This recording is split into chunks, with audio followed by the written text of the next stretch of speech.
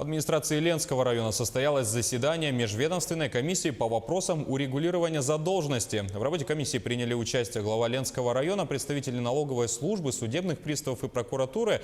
На комиссию также пригласили и предприятия, организации и жителей, имеющих большую задолженность по налогу в районный и республиканский бюджет. Подробности далее.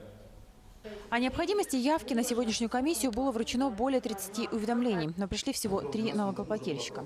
На заседании были заслушаны представители бюджетных организаций, которые периодически, а многие и систематически не оплачивают текущие налоги.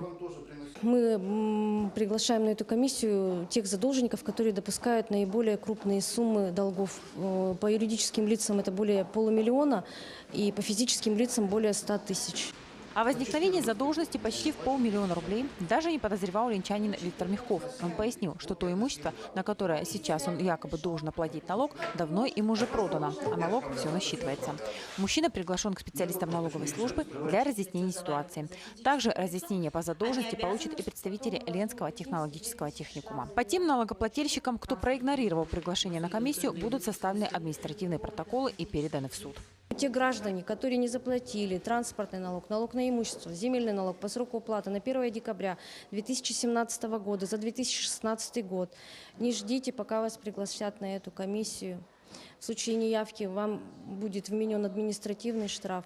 Примите все меры для урегулирования этой задолженности. Надо сказать, что общая задолженность по двум администрируемым районам, Ленскому и Алехинскому, составляет более полумиллиарда рублей. По налогам физических лиц, это транспортный налог, налог на имущество и земельный, задолженность составляет более 80 миллионов рублей. Светлана Болеева, Виталий Андреев, Ленск.